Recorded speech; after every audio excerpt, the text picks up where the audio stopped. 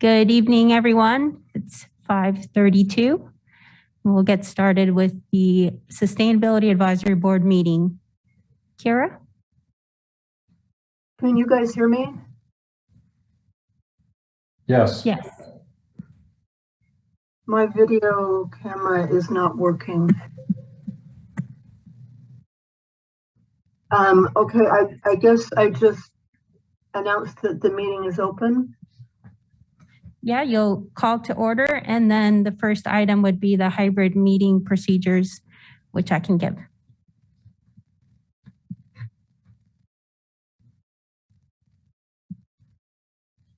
Okay. Good evening. My name is Kathy Richardson. I'm the Interim Sustainability Director. I just wanted to share a few housekeeping items for tonight's Zoom meeting.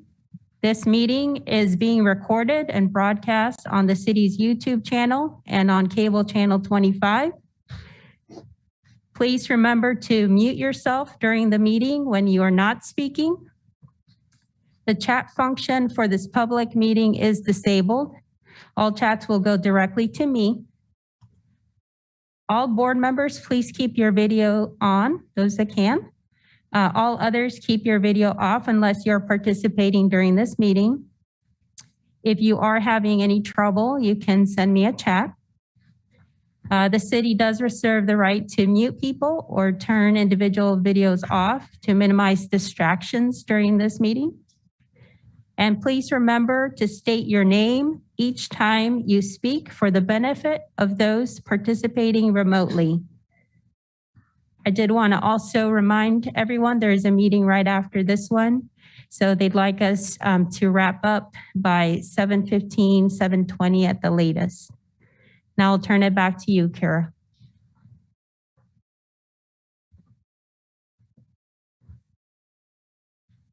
She's re-entering the meeting.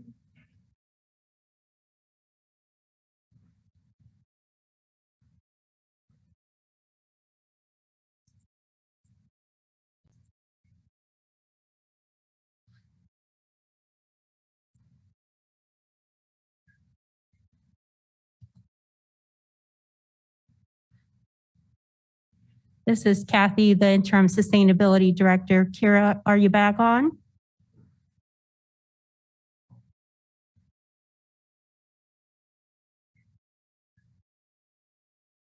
Can you hear us?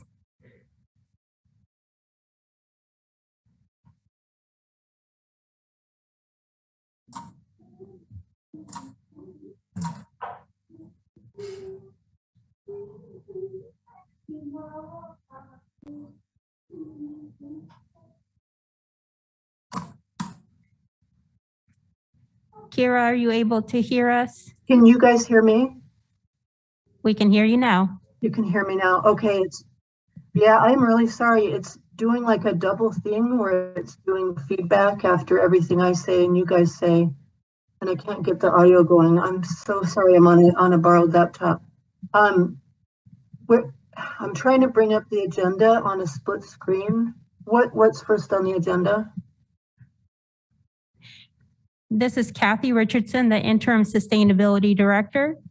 The call to order and the hybrid meeting procedures were read. The next item is to approve the minutes of December 2021.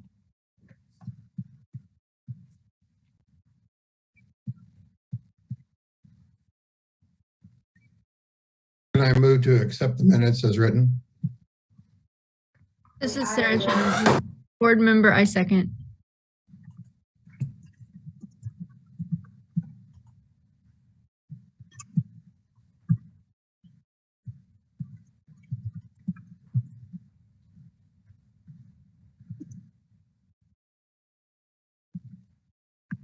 Kira, will you call for a vote? I call for a vote.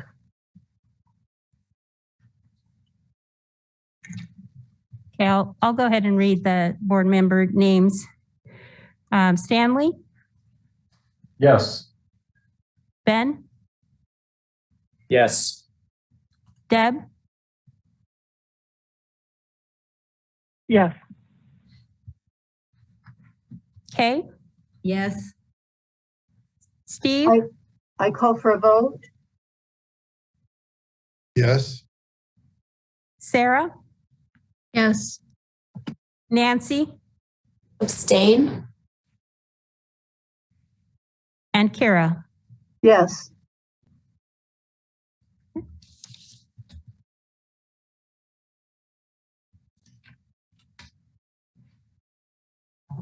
This is Kathy Richardson, the Interim Sustainability Director.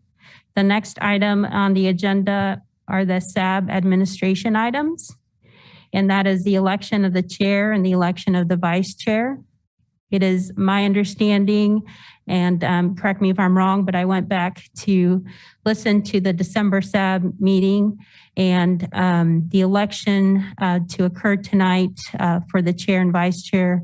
As soon as that chair is selected, that person will run the meeting through the rest of the items tonight.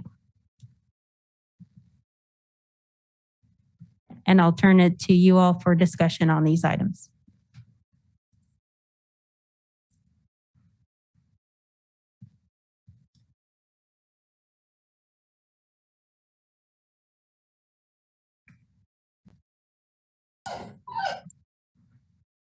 This is Stan Rasmussen.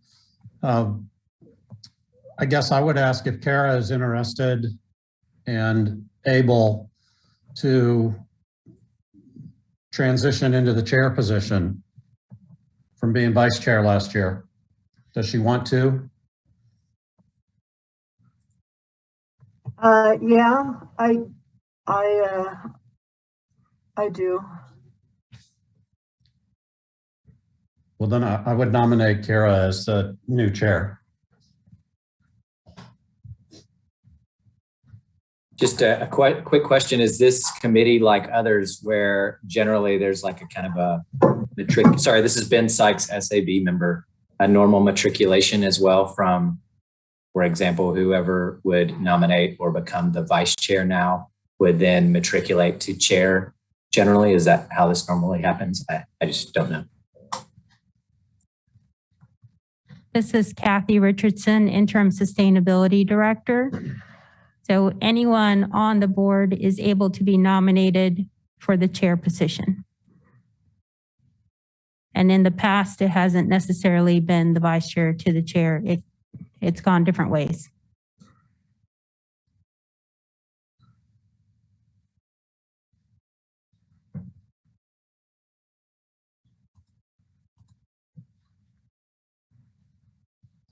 Well, this is Stan Rasmussen, Sustainability Advisory Board member. I don't think there are any hard and fast rules about who becomes the new chair, but I think it's just kind of courteous to ask the vice chair if they're interested and if they feel they're capable of doing it and transitioning that way on that seems to generally be what's happened on other boards I've volunteered with.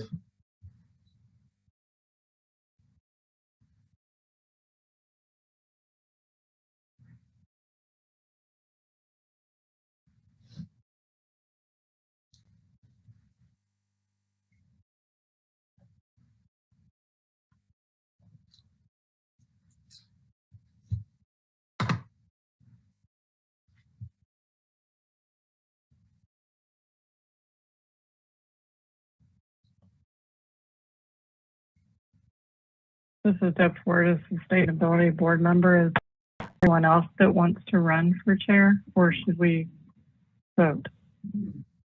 Or is there further discussion?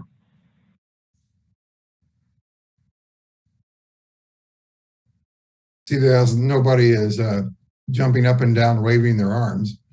Perhaps I'll move on to the vote. This is Stan Rasmussen. You're seconding my nomination. I am.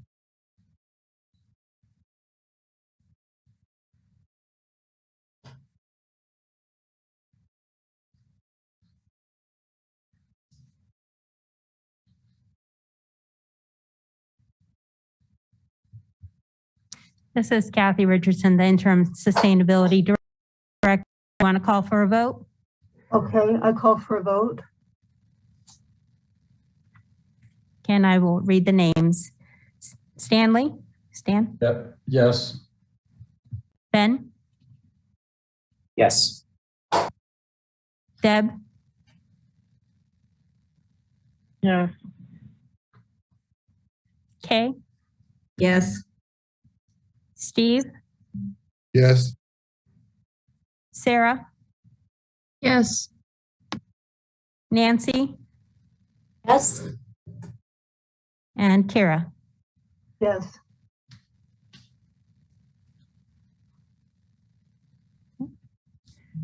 This is Kathy Richardson, the Interim Sustainability Director. The next item is the election of the Vice Chair. This is Kira. I nominate Ben Sykes.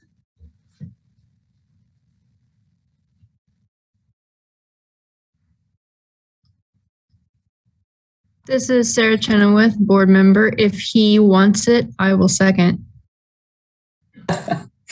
What, Sarah? That was very political of you, I think, if he wants it. I'd be happy to serve. I'm already happy to serve on this committee, so I'm happy to serve in whatever capacity people need. I have great respect for Ben, but I've also been talking to Stanley, and I'd like to nominate Stanley Rasmussen for the vice chair as well. His background, experience, and his involvement have been inspiring, to say the least.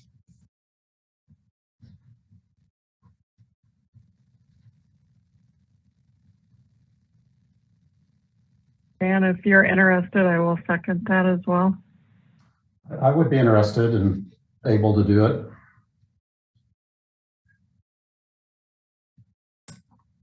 Given your ability and interest in it, Stan, I think I would third your nomination, just honestly, because I also have great respect for you and all the other things you've done, but also I'm currently on sabbatical from KU, and I think that your time right now might be more available than me.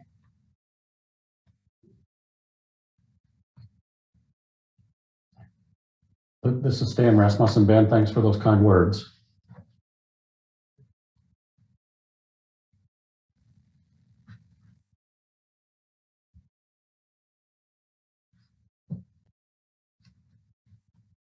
This is Kathy Richardson, Interim Sustainability Director.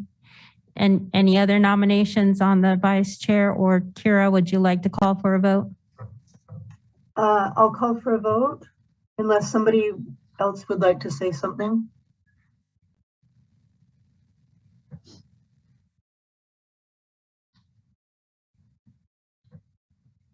Okay, it sounds like nobody else has any more comments, so I'll call for a vote if you can read the names.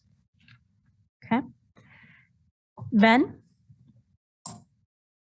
Just to be clear, we're voting on Stan Rasmussen as vice chair, right, Kathy? correct. Okay, yes. Deb, Yes. Kira, Yes. Kay, Yes. Steve, Yes, Sarah, Yes. Nancy, Yes. and Stan. Sure, I'll vote for myself. Yes. Okay. Thank you.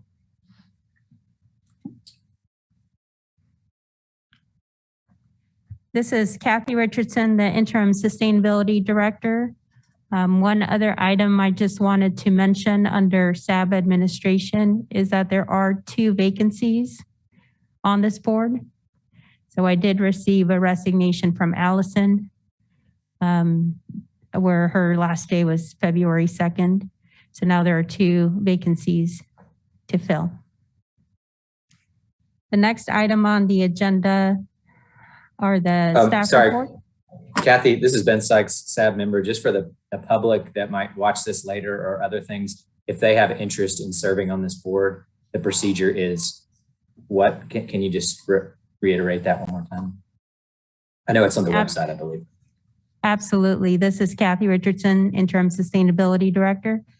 For anybody interested in serving on the Sustainability Advisory Board. If you go to the city main website, you click on advisory boards, you can select Sustainability Advisory Board. And there's a roster of the list of the current advisory boards. And at the bottom, a button you can click to for those interested to submit their interest form. And then it is the mayor who reviews those applications or interest forms and then appoints members to the advisory boards. So that's the process. Thank you. So the next item on the agenda, staff report. This was an item that Jasmine had kind of carried over from a few months ago, and it was to receive a report from the City of Lawrence Solid Waste Division in regards to recycling and composting.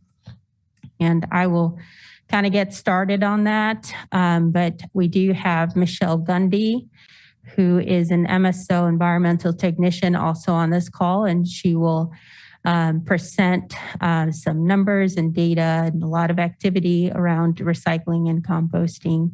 So she will be ready to show that. But just kind of an overview. So I am the solid waste manager before I took on this interim position. And the solid waste division is a part of the Municipal Services and Operations Department. As you all know, that is a department that was created with the merger of the Public Works Department and the Utilities Department. And solid waste is the group. It's a pretty big, large staff group, 85 employees that collect the trash, recycling, and yard waste here in town. So we take our trash, we have a contract with Ham Waste Services, and we take all the trash there. We own and operate our own compost facility. That's where we take our yard waste. And then recycling came on board, the curbside recycling program in October of 2014. And that material we collect and take also, we contract out the material recovery facility services with Ham Waste Services. So that's where that material is going. I'm not 100% sure as to what the discussion was with this advisory board on the information that you wanted, but both Michelle and I, after all the information is presented, if there's additional information that the advisory board would like us to share with you, or if there's a discussion point as to why this was of interest to the advisory board, we're happy to share information. We just don't want to give an hour-long presentation that doesn't meet what you all were trying to get to. So with that, I am going to turn it over to Michelle so she can share her screen and her PowerPoint presentation.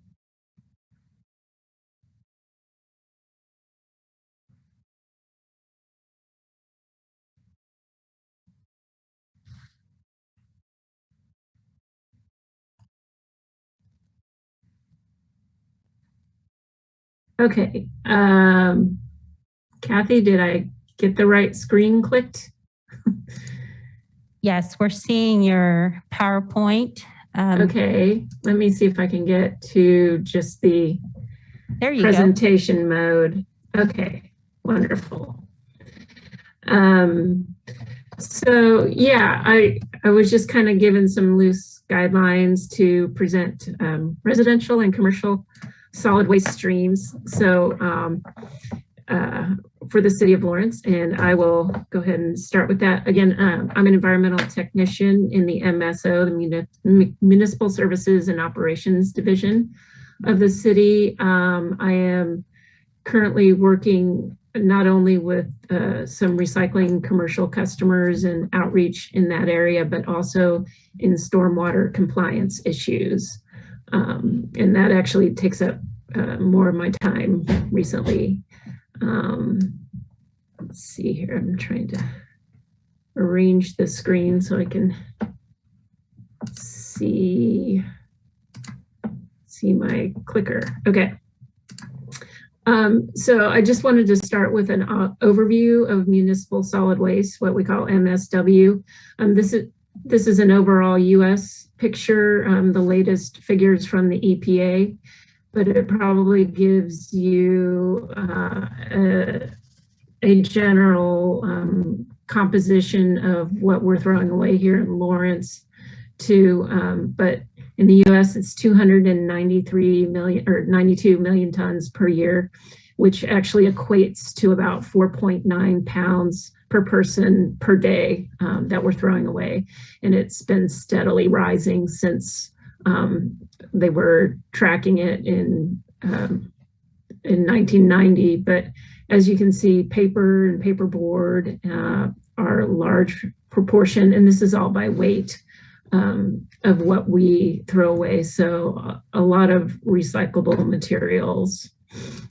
In Lawrence, as Kathy said, we provide trash, recycling, and yard waste services to the citizens. We do serve only Lawrence within city limits.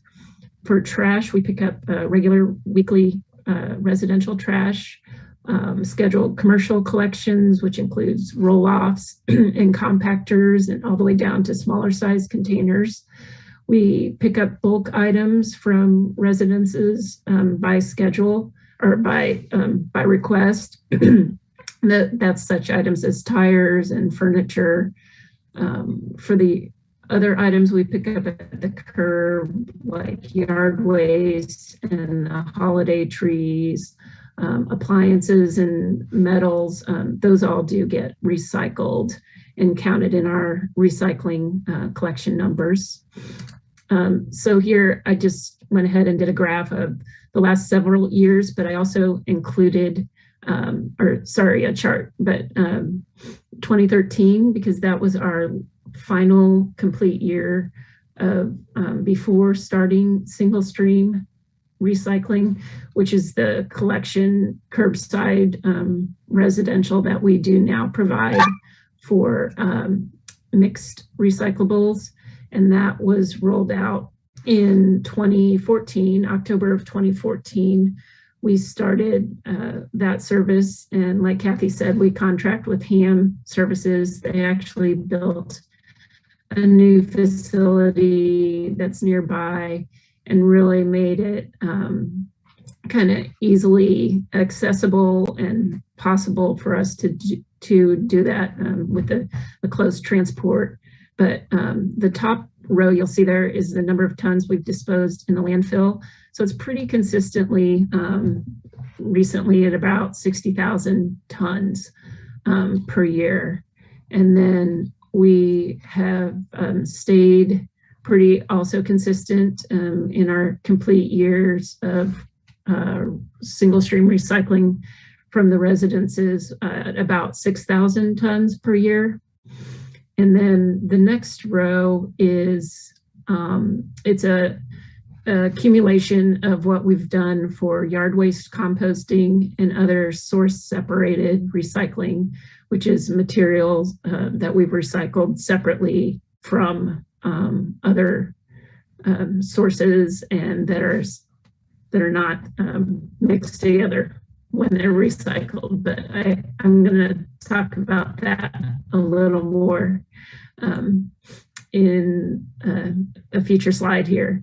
But so I just added the total tons diverted by year in each column, and that is primarily the municipal residential waste. We do have some, we have a cardboard commercial collection, and we also have a landscaper program where we allow them to use our facility for compost and yard waste. But really, I would say that you can't just easily come to our diversion rate by looking at these numbers, just because there is a lot of landfill tons that are strictly commercial. I think one estimate I heard, but it's not verified, is that we're about 65% landfill is commercial, whereas 35% of what's we're putting in the landfill is coming from residential sources. But Kathy actually may know more than I do on that. But what I really wanted to get to first and foremost is our compost facility, because we have, I really feel like they're the rock stars of our waste diversion. They just because we collect so much of it at the time, at the curb and by drop off.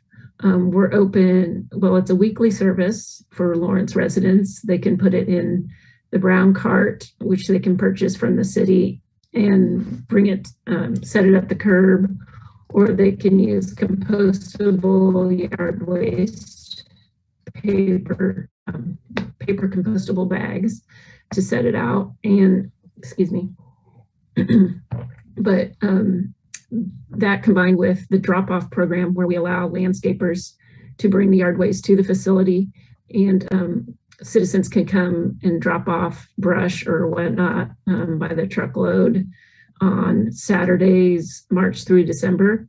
But that brings us to these really nice tonnages that, so this was our 2020 numbers just in, but we diverted almost 15,000 tons of material at our yard waste facility,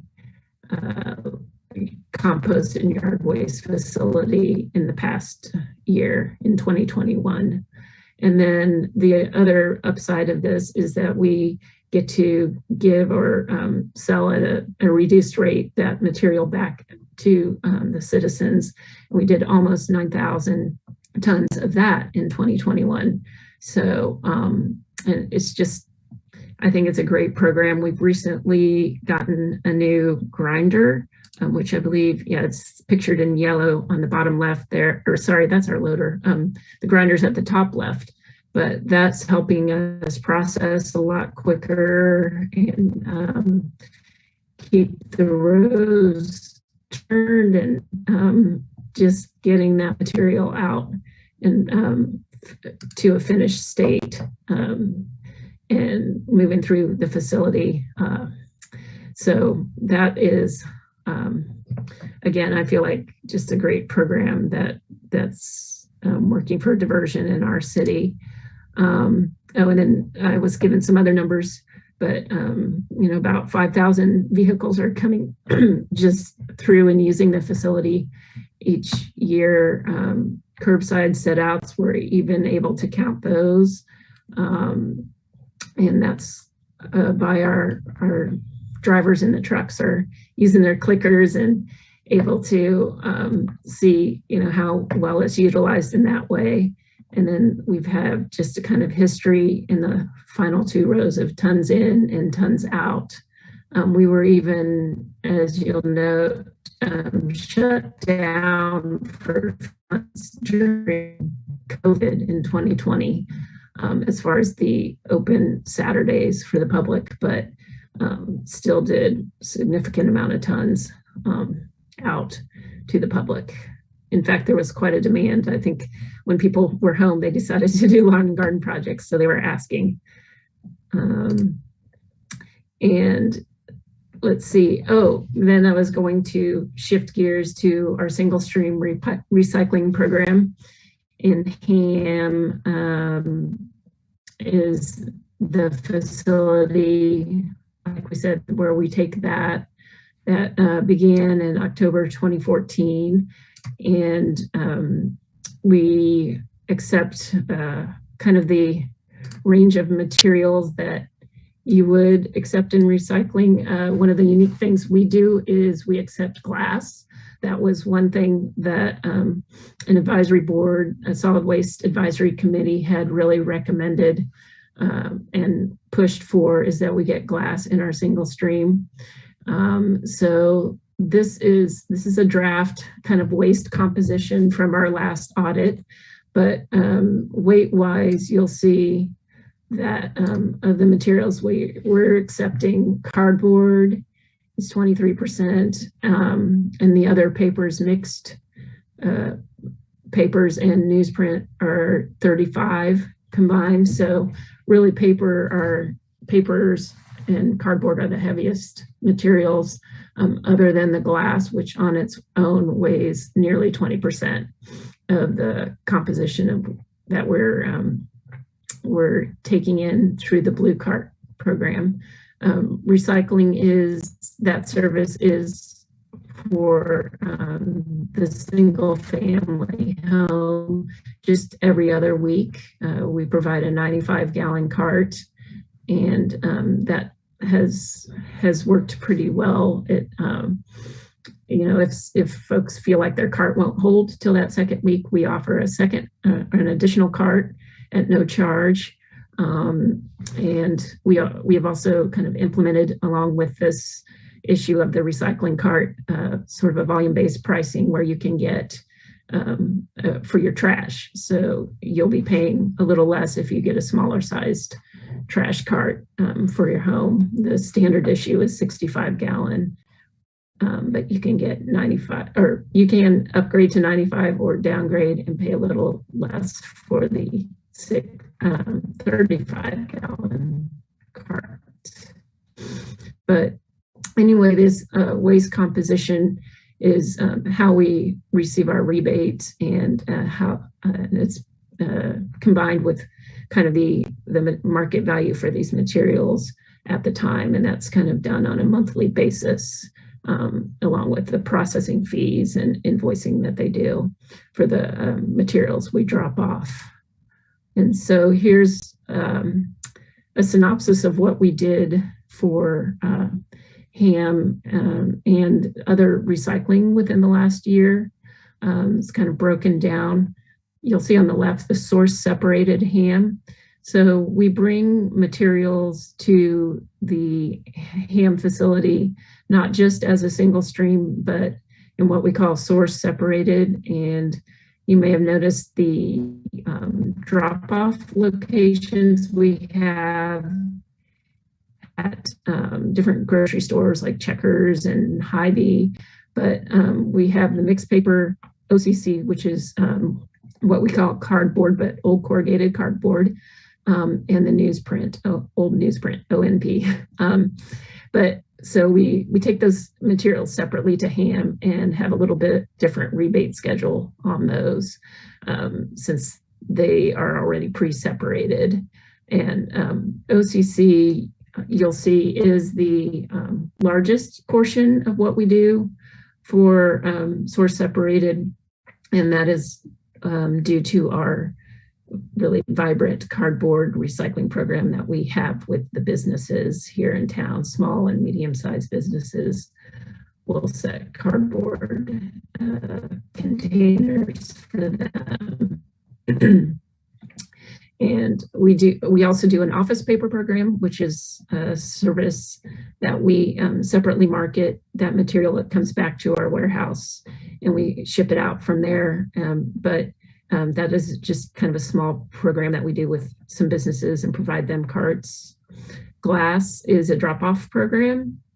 Then we have the single stream, again, as mentioned. That's just coming straight from residential. We not only provide that service for single family residents, but also for multifamily residential. So we just need to kind of get the permission and get all the locations locked down or locked in for sending larger containers in apartment complex, either parking lots, or hopefully if there's room in their waste enclosure, we can set it there and collect it. But at this time, our single stream recycling is primarily residentially based. We also offer it to some schools and other city buildings, but that's the extent of the commercial offering at this time. We also recycle some metals. A lot of it's internal kind of scrap, but we, like I said, pick it up from the curb by request. And then a few other items, but the e-waste event is not insignificant. I know Douglas County has hosted that event for the past couple of years, and I put that in there. But that last year alone was, 40 tons of diversion.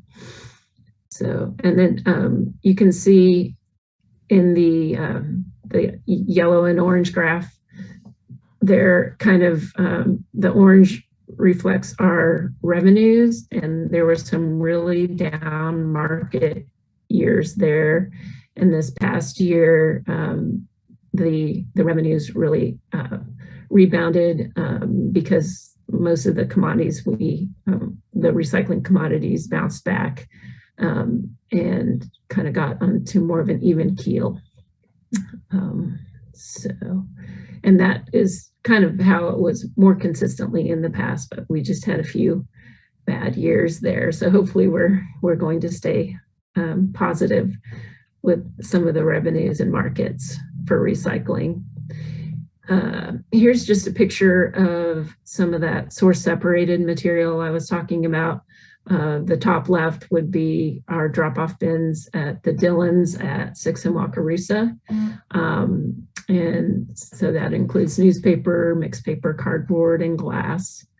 Bottom left would be the office paper cart being dumped en route.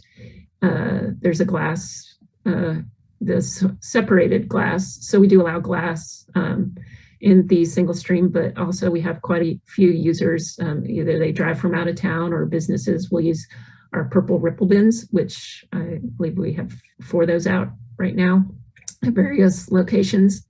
And then a cardboard container being dumped. And those are put in either in alleys downtown or behind strip malls or behind or within single businesses, waste enclosures. But that program has been going on for quite some time now, and we have over 200 customers on a route. They are picked up either once a week up to, well, downtown, they're picked up 6 days a week, but anywhere between, just depending on their needs and the size of container we can fit in to their locations. Here's just a few of our branding and educational materials. The top left is kind of the image you'll see on your recycling cart and what we take. And please no plastic bags. Contamination is an issue, and we just have to keep getting that word out. It's especially needed for the multifamily community because they are often, moving in and out. And so we try to do some extra education with them.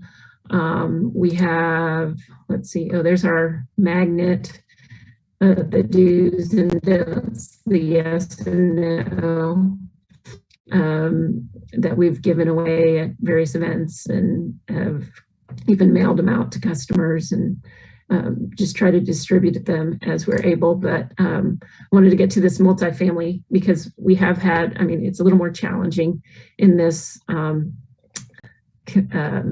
just in the,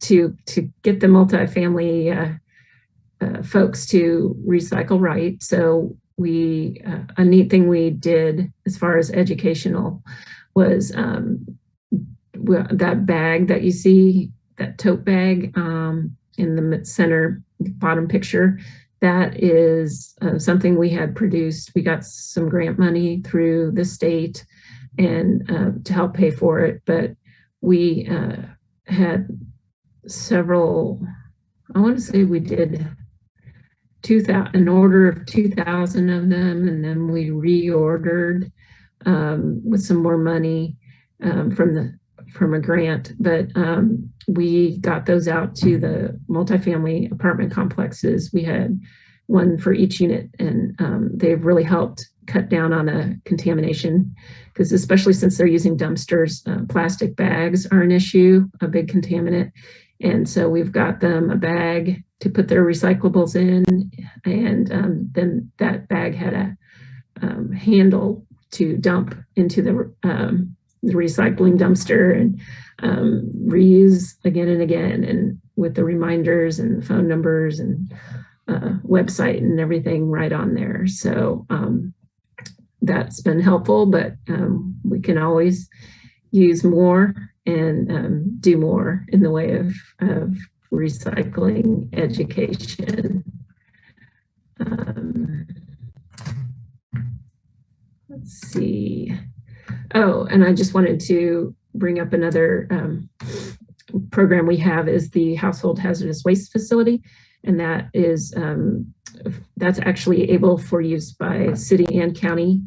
And that is up off of Kresge Road and available by drop off, or for drop off by appointment. You can also, we have a reuse facility, and that is in the bottom left where we pull out some of those paints and pesticide, well, not pesticides, we don't give those out for reuse, but some, if the material we got in was good usable paint or cleaning product or automotive oils and fluids, we get those back out on the shelves if it's in good condition for people to come in, and that's available for free. So that's another program that's not a large volume and diversion wise, but it's a big impact in keeping the toxic items out of the landfill and out of our trucks and away from staff and out of ultimately the water. So that is about all I had. But I'm sure I forgot a few things, and if you have any questions for either Kathy or I, I'd be glad to take them.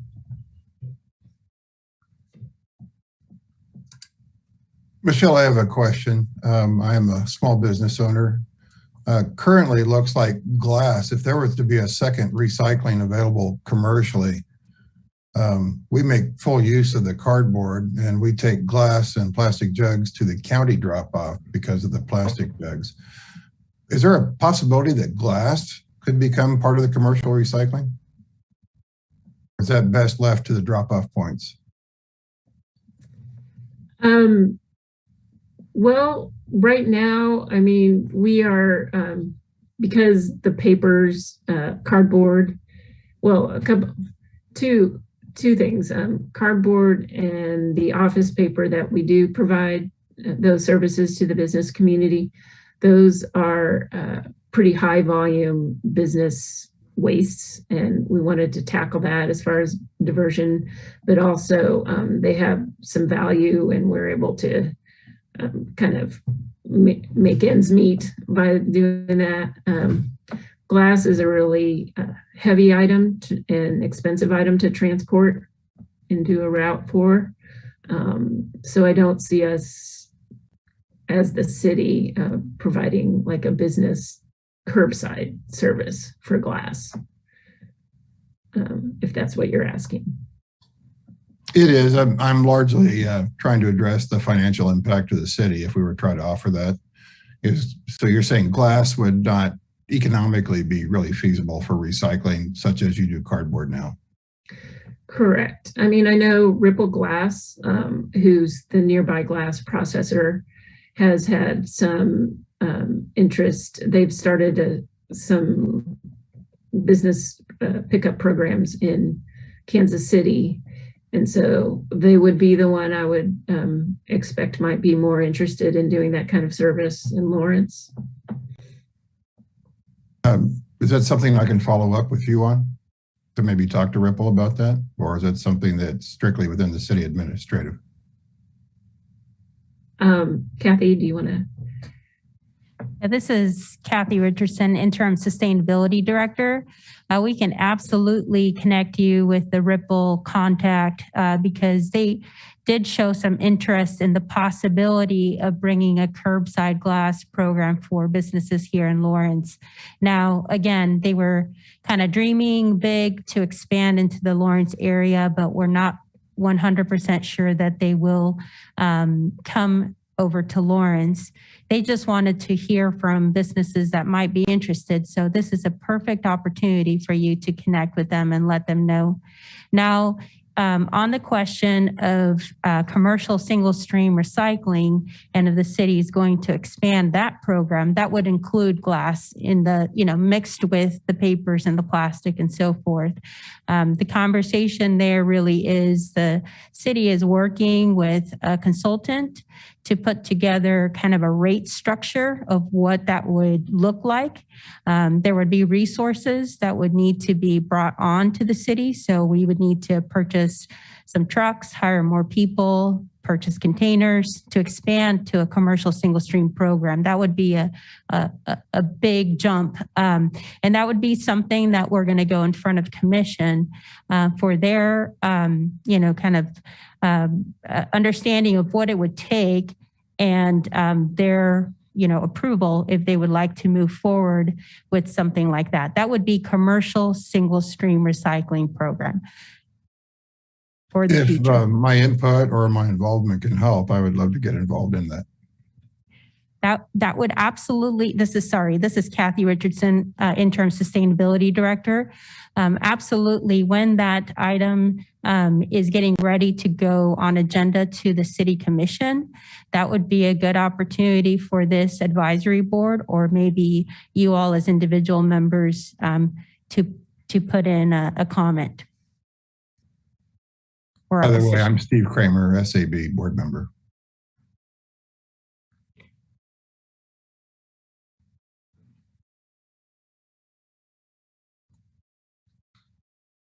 This is Stan Rasmussen, SAB member. I believe that Kara has asked Kathy, who asked me to run the meeting since Kara's having audio problems. I would ask, does anybody else have questions for Michelle? This is Ben Sykes. I'm a SAB board member. I have a question. So, and actually this is exactly related to what Steve was asking, but maybe a bit broader. The first slide you showed seemed to indicate that, about 50% of the waste in total could go through single stream recycling. And I think we're doing, an admirable job. All of you are doing an admirable job, but it still seems that only about 10% of the total tonnage of waste seems to be going through recycling. Am I understanding correctly that the gap in that is largely because of the large component of commercial waste that's not getting addressed? And do you guys think that single stream recycling, Michelle and Kathy, single stream recycling in the city for commercial businesses is the biggest step that we can take to kind of close that gap on waste diversion? Yeah, I was afraid that I wasn't explaining that properly because I believe there are a lot of commercial and industrial entities that are doing recycling now, and we just haven't had a good survey of those businesses and what their diversion is. So that's the first thing, and that our diversion rate is certainly bigger than it would appear just by what the city is recycling versus the total tons going to the landfill. This is Kathy Richardson, Interim Sustainability Director. I'm just going along with what Michelle's trying to explain is that while on the trash side, the city of Lawrence touches all the trash, we're the only trash haulers here for businesses and residential to the landfill, we are not the only recyclers here in town. So there are some larger or medium to large businesses that will bale their cardboard or other valuable recyclable materials that they sell So there's a lot more recycling activity going on than what the city has a hand on. Thank you, Kathy. And Kay, are you? Hi, Kate Johnson, Sustainability Advisory Board member. Do you have knowledge of how much construction and demolition waste is going on in the city actually, and does that figure into any of those numbers that you've listed? Because generally a municipal waste stream also includes construction and demolition, and oftentimes that's a lot of weight. Yeah, one figure I saw recently, and I saw it recently, but I'm not sure how recent a figure is that we do about 20,000 tons of roll-off per year. I don't know if that may be an average, and it may be high or low depending on the economy and how things are going in the construction community. But that's that, you know, a good portion of that is going to be C&D. But I don't know that we've ever, Kathy actually might know if we've been able to flush that out from our other waste. This is Kathy Richardson, Interim Sustainability Director. So when it comes to, we have a handle of all the information on how many tons we take to the landfill. And in the past, when we've calculated the community recycling rate, the EPA does not include C&D waste as part of the calculation. So we have subtracted the C&D from that waste being hauled to the landfill for that community recycling rate.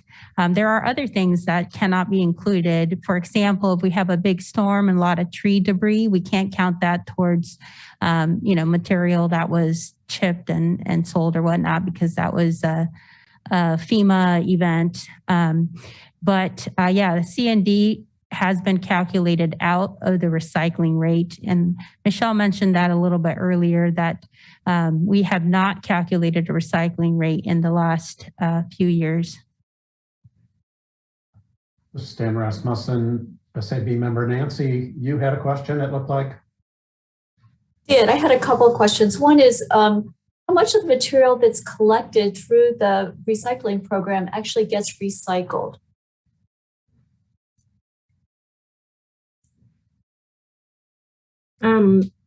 Well, our contractor HAM is required by contract to, our service provider is required by contract to recycle it all. And I know, they've mentioned that in recent years, when you saw the graph, the markets were down.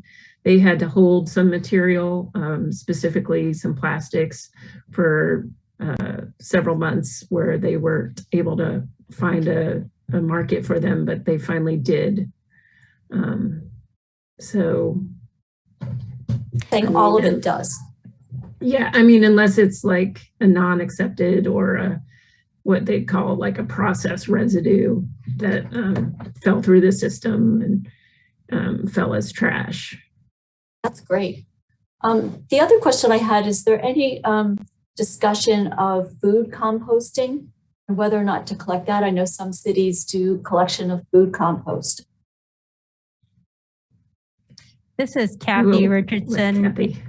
Yeah, this is Kathy Richardson, Interim Sustainability Director. So that's a great question.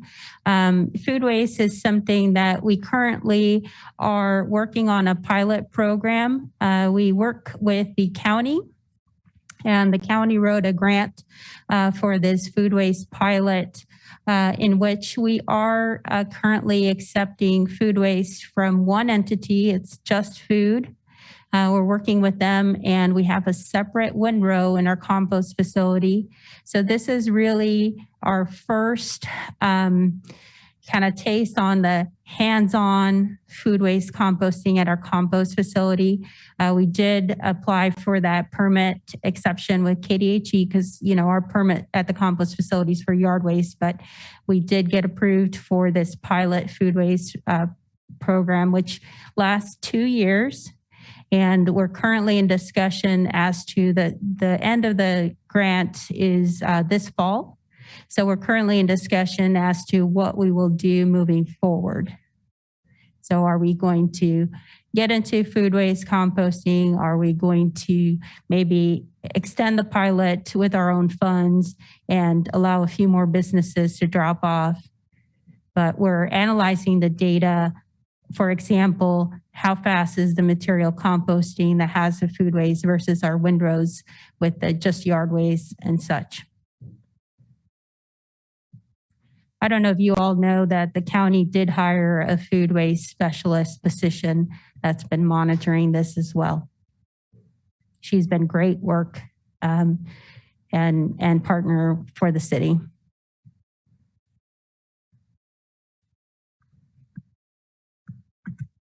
Stan Rasmussen, SAB member. Are there other people with questions?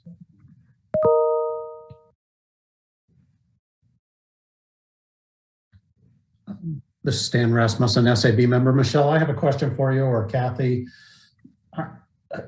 Is it possible to set up a tour for members of the SAB to visit the recycling facility and the haz waste facility and get a firsthand look at those? Is that something that we can organize at some point during the year?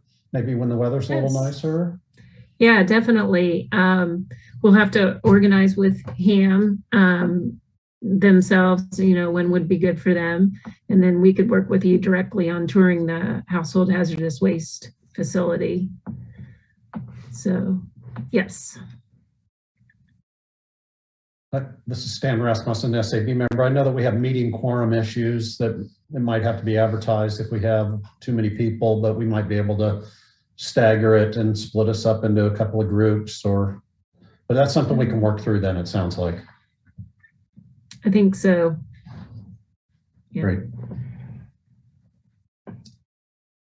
Let's see, if we have no more questions for Michelle, this is Stan Rasmussen, SAB member. We'll move on in the agenda. So one last chance for any questions. All right, well, thank you, Michelle. That was an interesting report. I took some good notes and I appreciate thank the you. information. Yeah, and just, I'm available if, for question or further contact if needed. So thanks. So next item on the agenda is subcommittee reports. I don't know if we have any subcommittees that have something to report out. We haven't had a meeting since December. I don't know if any subcommittees have met. This is Ben Sykes. I can provide a short one on the weed ordinance subcommittee, who has actually met, I think, 3 times since our last full SAB member, if you'd like. Great. Please do, Ben. Yeah, so I talked with you guys about this a few times. We're revising the weed ordinance based on public feedback that the list of weeds originally had many native species on it and was well beyond what the state and the county had. We've now decided integrated with that is the hope to promote sustainable native landscaping as well for yards for many reasons. And we're very close to providing the full SAB, I'm hoping by our next meeting, with a draft of the ordinance we'd like to see.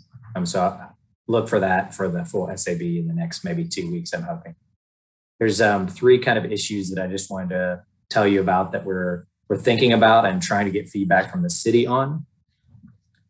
The first is that, the first is to understand that we use the Mid-America's Regional Council model ordinance as a foundation for how we built this. So this is a group of people that built it for Kansas City and the other areas for what a model ordinance would look like. And we've since edited that to give it the key issues, I think, that we've had with the weed ordinance here in Lawrence. So some of the issues that we've come up with, for example, are thinking about how the requirement for some portion of new developments to include native landscaping, how that might need to be carried out in the development code, and if that would actually work. Another element that we've been working with is thinking about overlap with existing code for things like chemical trespass or the movement of chemicals from one property to another for people that are spraying chemicals on their lawn. But I think one of the ones that we're really spending a lot of time on now is on enforcement. So to create a pathway for arbitration so that neighbors can kind of work out things without the city coming and cutting things necessarily in 10 days, but also to create hopefully a progressive fine system so that people won't just be charged X amount of dollars to do the work, but it might be based, for example, on how much they make in an hour or a week or something like that. That's been done in other places. And also the removal of the potential for jail time for not mowing your lawn. We're trying to think about those through the equity lens that I know is a really key feature of the strategic plan. And I just want to give a shout out to Kathy Richardson, who's been at multiple of our meetings now and actually has given us fantastic feedback, particularly recently on looking at the specific progress indicators that the strategic plan asks for and being able to tailor some of the elements that we're putting in the ordinance so that they reflect those progress indicators directly, which I think is going to give us, it's going to help advance changes to the ordinance along the lines of what the city hopes through the strategic plan and Plan 2040. But I'm happy to field any questions if people have it about that. As I said, I'm hopeful that we can have a model ordinance for you guys maybe in the next, before the next SAB meeting, that we can spend some time talking about that. This is Stan Rasmussen, SAB member. Does anybody have questions for Ben?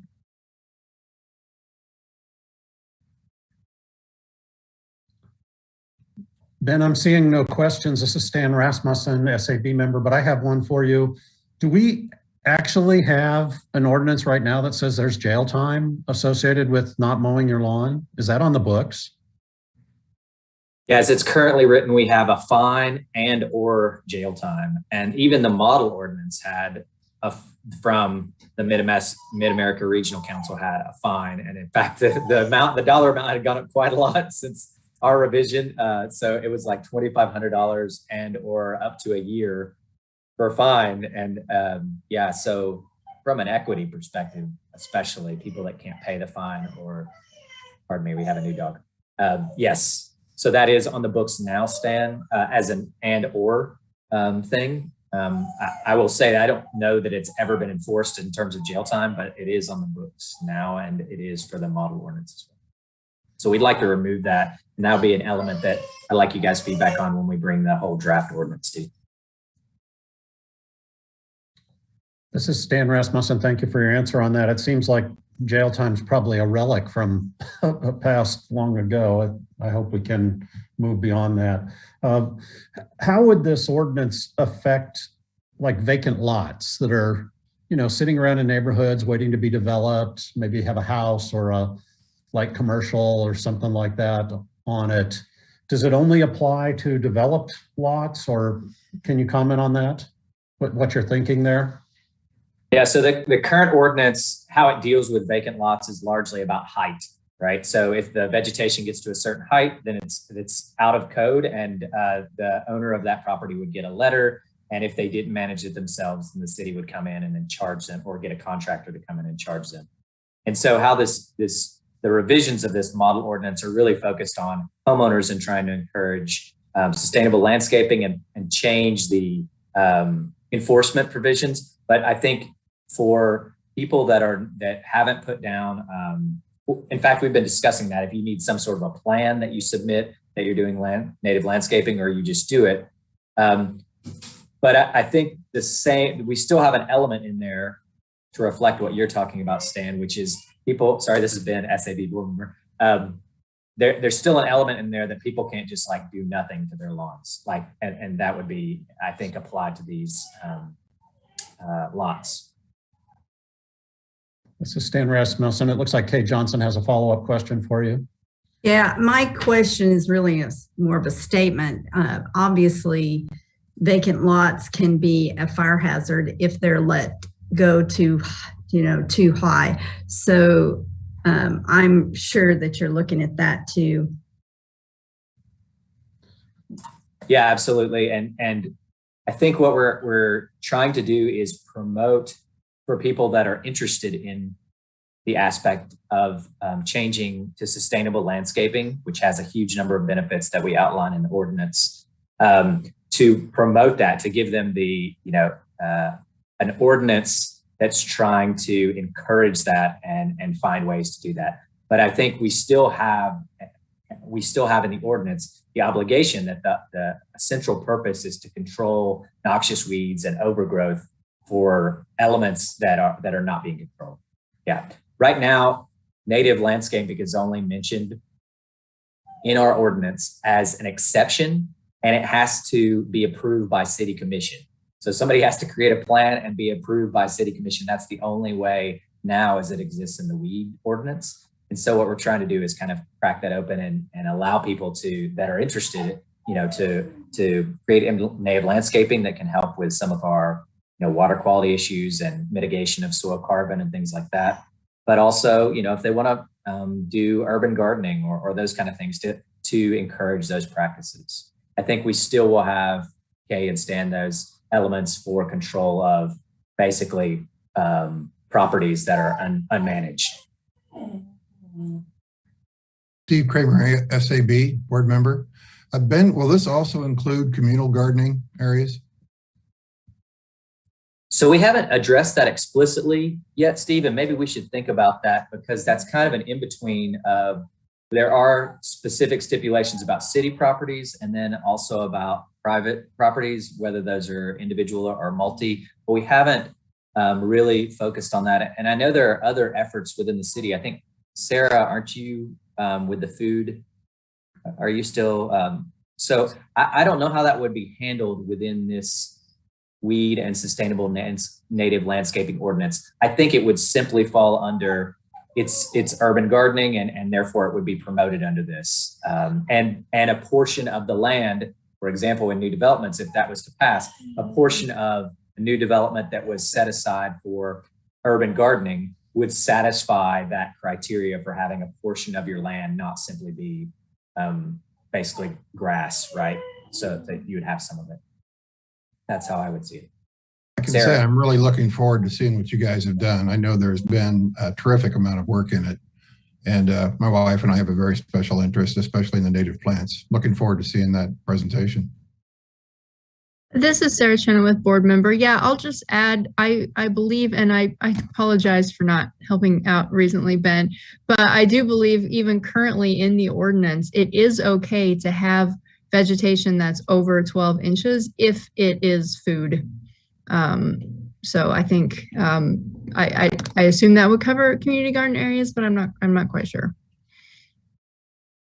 Yeah, thanks, Sarah. I agree that is in the ordinance now. And really what we're trying to pivot from, and Sarah said it really well, and what I was trying to say about native landscaping. Right now, those are exemptions, right? So we basically have this blanket ordinance that is sticks, right? You can't do these things, you can't do these things unless you have these exemptions. I think part of what we are hoping to pivot to is an ordinance that's also trying to encourage, like explicitly encourage sustainable landscaping that includes native plants around here, as well as urban gardening and other aspects like that. But yeah, like I said, there were some finer details that I feel like we need to get worked out. Some of which, again, thank you to Kathy for pointing those out. And I hope to bring that to you guys next SAB meeting. But I'm happy to entertain other questions if people have. Stan Rasmussen, SAB board member. Is there other questions? Ben, this is Stan Rasmussen. I'm gonna follow up on a question. I like to walk for exercise, and I go west of Wakarusa on Research Park Drive, and there's a number of commercial lots along there that I've seen coyotes and fox and wild turkey and deer, and I love being able to see those. And it would worry me that those property owners would be forced to cut their vegetation down when it's providing habitat for a variety of animals. We're not talking about that, right? It's a commercially zoned area. We're talking about residential areas, is that right?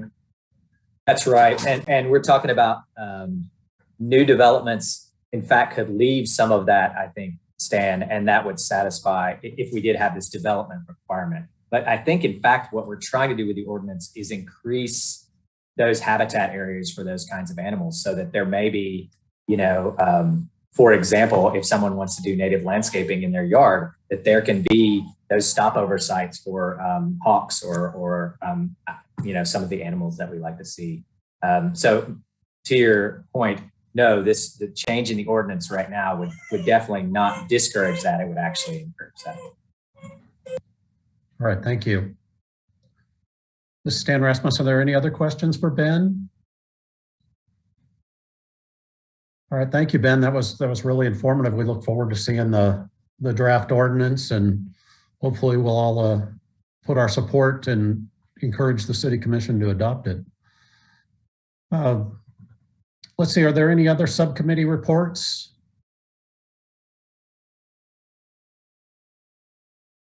All right, seeing none.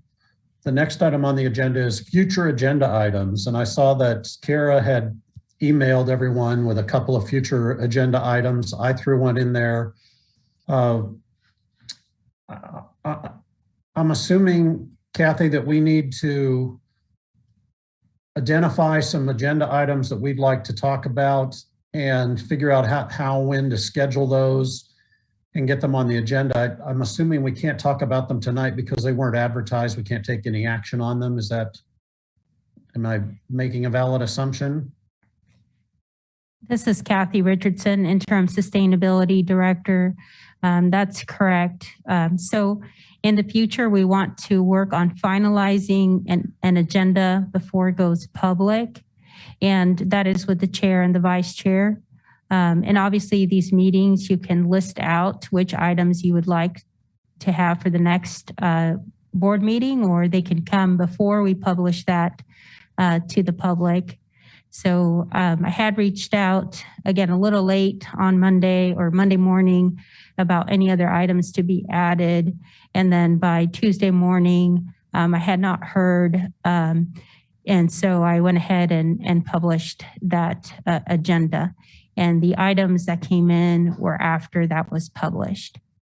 Right. All right, well, this is Stan Rasmussen, Sustainability Advisory Board member. We could entertain some suggestions now, or people could go home with homework and know that we need to get suggestions sent into Kathy. So Kara and I can start compiling those and trying to schedule topics for meetings. Okay, you raised your hand first. Go ahead, and then Nancy. Hi, Kay Johnson, SAB board member. So I have I'm the champion for the city departments, and Deb Ford is the champion for code enforcement. And we had been talking about having a discussion with the planning department so that we could generally find out about the codes, as well as look at what they're looking at as far as their department and the sustainability plan, what their goals are as far as that's concerned. Kathy was going to wait until after this meeting because the MSO had been scheduled now. And we talked at least we could either have a joint subcommittee meeting, or we could put it on the schedule for a full committee meeting. I don't have a preference, but and I guess Deb and I haven't talked in a bit about it, so I don't know if she has a preference. This is Deb Ford, SAB member. We had wanted to talk to the Planning Commission, especially in regards to the adoption of current codes and where they are in that process and what feedback they get from the community in order to adopt those codes, and what impact there has been for the adoption of the energy code. I think it would be very informative for a large group to be in on that conversation, so then we can understand what we can do to potentially help energize the efficiency of the energy codes in relation to what other jurisdictions have done.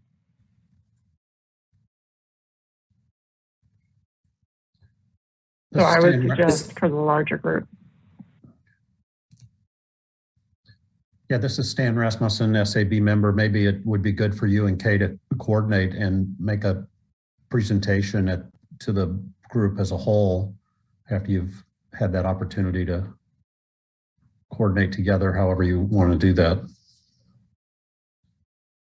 Let's see, I think Nancy, did you have your hand up? I did. So Nancy Muma, SAB board member. A couple of things. First, since I'm a new member, I don't know that I was on the email list that went out to ask for agenda items. So that I wasn't included in that. And if you could add me to the emailing list, I would appreciate that. And I would like to add one item to the agenda for the future, and that's regarding the single-use bags ordinance that's been discussed and issues surrounding the discussion that was had at, I think it was 2 meetings ago, regarding trying to encourage the use of reusable bags and discourage single-use bags. And so there was some discussion of trying to encourage as well as ban these bags. So I'd like to get that on the agenda again. Great. Well, this is Stan Rasmussen, a SAB member. Kathy, before I joined the SAB had made a recommendation to City Commission with a bag ordinance banning bags, and I don't believe the City Commission has ever taken that up. Do we need to, or can you ask the legal staff, do we need to recall that back? Can we pile one recommendation on top of the other? Can you give us a little guidance there? Absolutely. This is Kathy Richardson, Interim Sustainability Director. So I will have to look back to see the detail, but it is my understanding that the Sustainability Advisory Board had presented in front of the commission a recommendation, and to my knowledge, no action was taken and was still in discussion. And I believe there was more active conversation up until the pandemic started. And then the conversation, it looks like Kay has some information as well. So I'll let her give a little bit of her background. Hey, Johnson, SAB board member. So I think it was either September or October, Jasmine put it on our agenda to discuss the single-use plastic bags. And she gave us some options, either drop the ordinance altogether or put the ordinance discussion back into our sustainability advisory group, or just leave it the way it was. Or I think those were the 3 options. The discussion, and I can't remember if it was the October meeting or I think it was the October meeting. The discussion ended up where we decided there were some things because of the pandemic that would be good to put it back into our group for discussion. And some of which were supply chain issues. People were having trouble getting certain kinds of bags. There's a lot of different issues associated with that. At first of the pandemic, people didn't want to, stores weren't even using people's bags, individuals' bags, because they didn't know how the COVID virus was being spread. So there was lots of issues during the COVID beginning. And so that's how we got it back into the committee. And then the committee or the group put it into the climate change committee for discussion. That is where the end that it is today, that it is back in the climate change subcommittee. Thank you, Kay. And this is Stan Rasmussen. Nancy, you wanted to follow up? I did. I wanted to ask if the committee's been meeting and if they have a plan. There has been, this is Kay Johnson, SAB board member. There was a discussion about we had actually a panel presentation from some of the area grocers. What was proposed is that the next panel meeting would be small businesses, and then the next, I believe, and Deb kind of laid it out in an email, the next meeting would be to discuss what the subcommittee wanted to do. Because Macaqua Jones was the chair of that, it hasn't gone anywhere since then. Go ahead, Nancy. Nancy Moma, board member. So do we need to have a new chair to get that going again? It sounds like that might be helpful. What is the process, Kathy, for volunteering to be a subcommittee chair? Or can you refresh our knowledge there or enlighten us? This is Kathy Richardson, Interim Sustainability Director.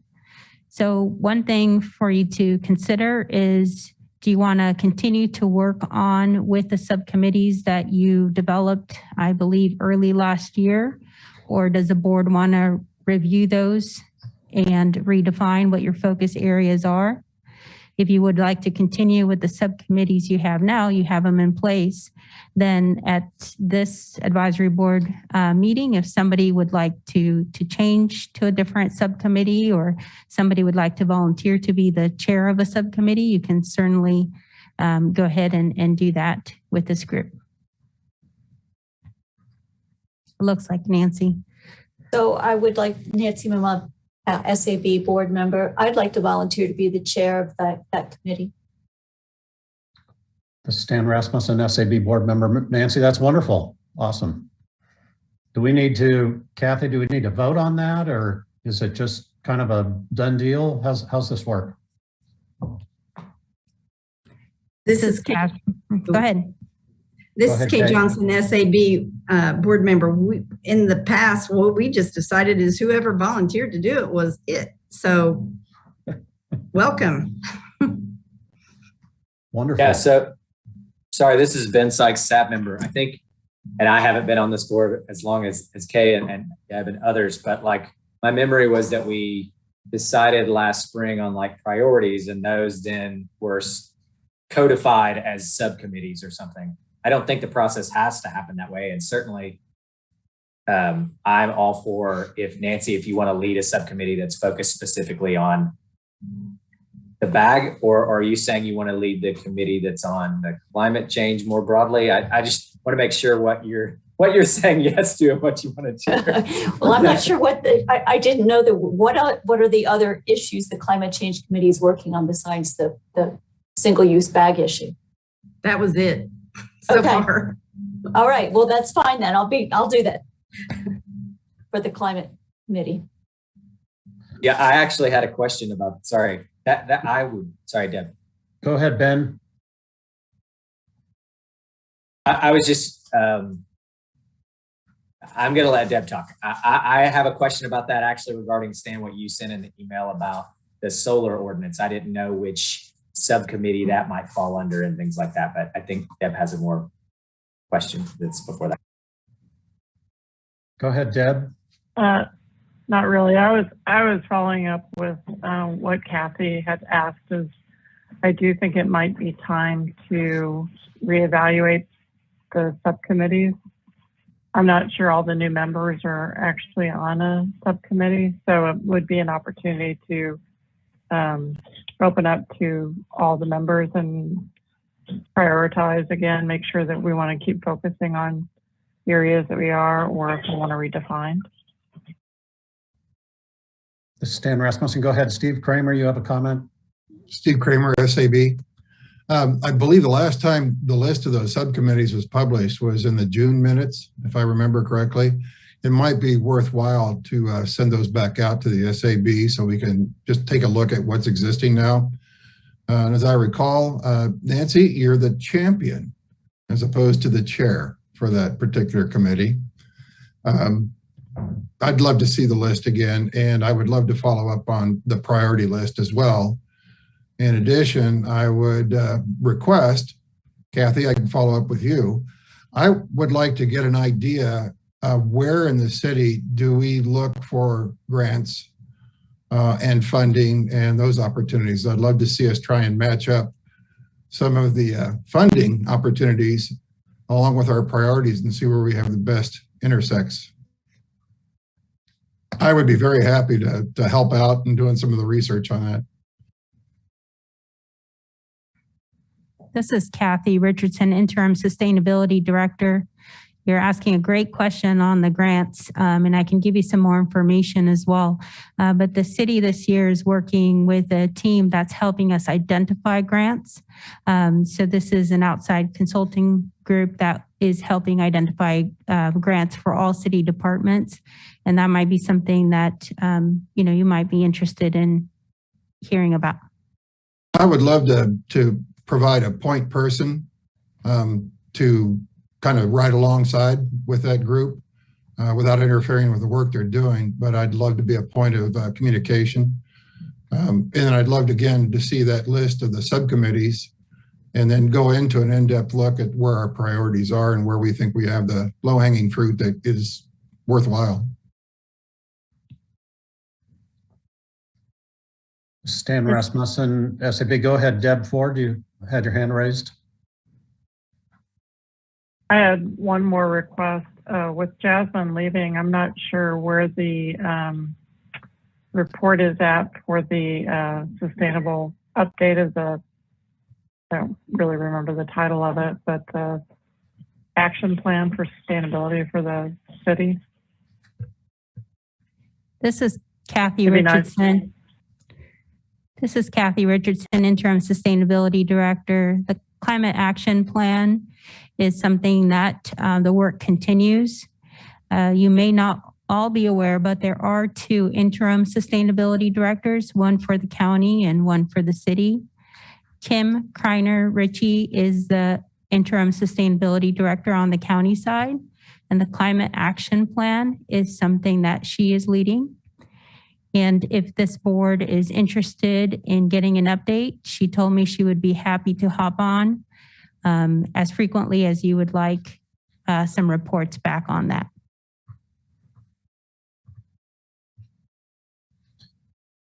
Stan Rasmussen, Kay Johnson, looks like you have your hand raised. Yes, Kay Johnson, SAB member.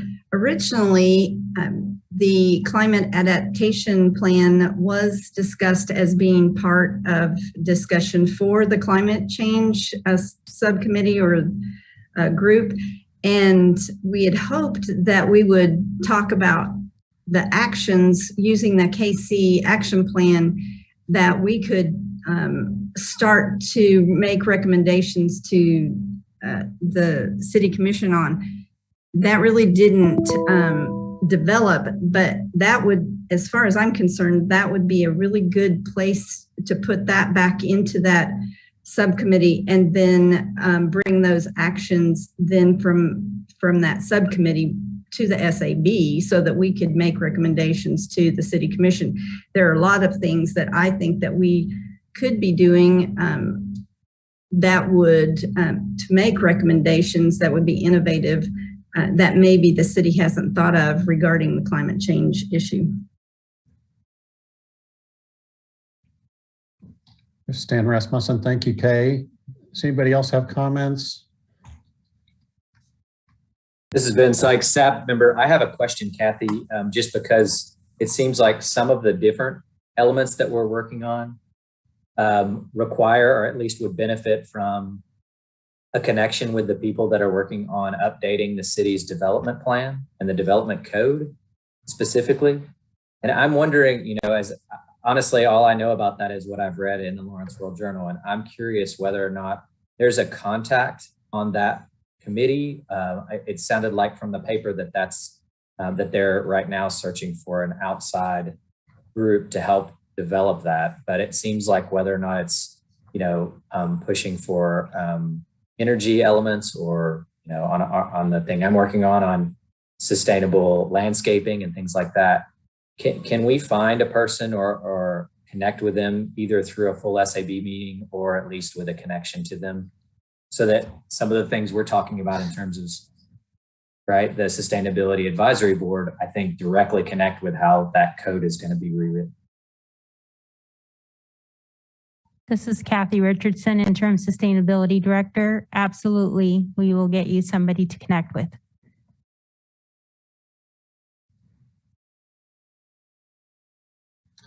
Nancy? Just to go back to the suggestion that Kim Kreiner Ritchie come and talk with us, I think that would be a good idea.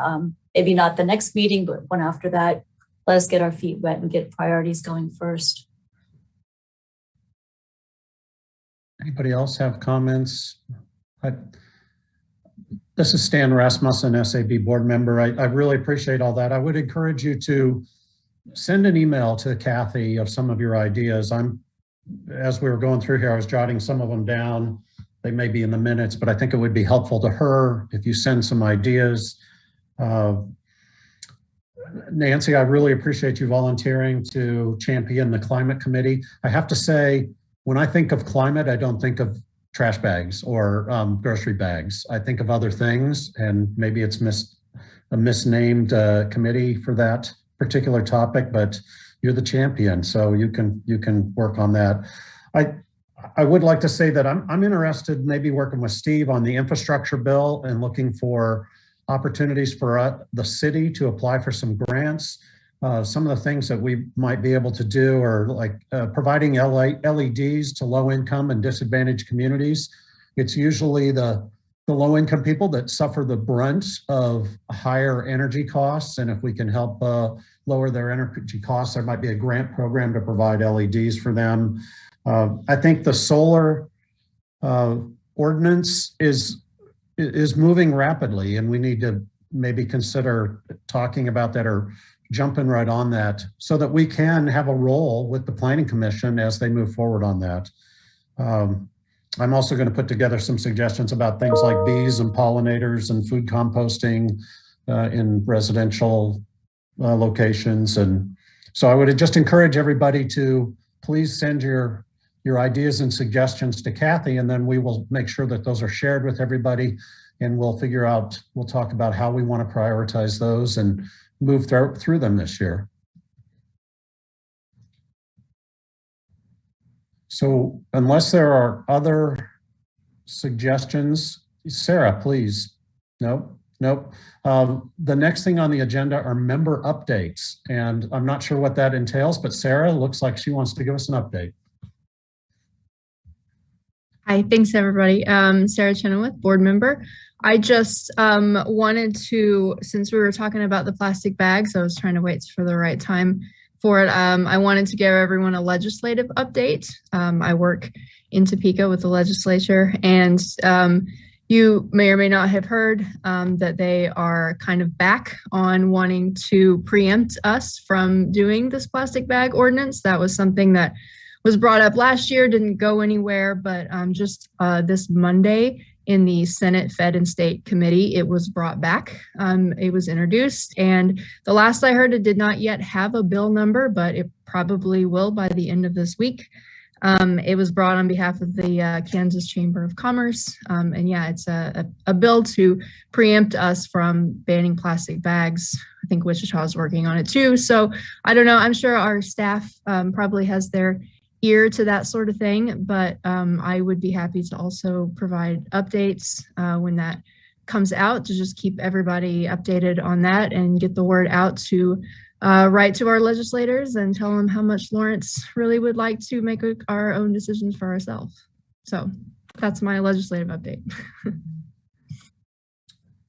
Thank you, Sarah. This is Stan Rasmussen with the SAB, and I appreciate that legislative update. I can tell everybody, I think there's been maybe some articles in the LJ world about some of the proposed bills. There's at least 3 bills dealing with things like wind and solar generation, and requiring that they only be put in areas zoned industrial or a variety of things. And generally, I don't think I'm overstepping if I think people feel like they're more of an impediment to renewable energy development versus, the bill sponsor, I think, is saying that they are more protective of landowners. But there's other things. And Sarah, if you wanted to have a subcommittee that you are a legislative liaison and give us a legislative update during the few months that the legislative session goes on, that would be fabulous. This is Sarah Chenoweth. I would be happy to do that. Awesome. Anybody else have member news they'd like to share?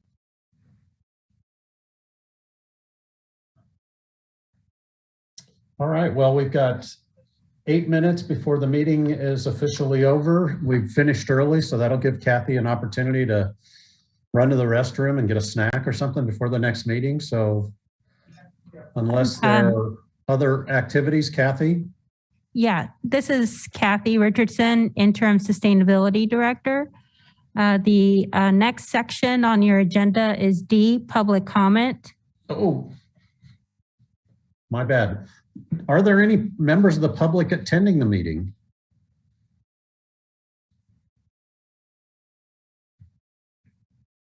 I did not see anybody listed in the participants, but there's a lot of City Hall. Did anybody, I do see one name on there. Does anybody from the public have a comment that they want to share?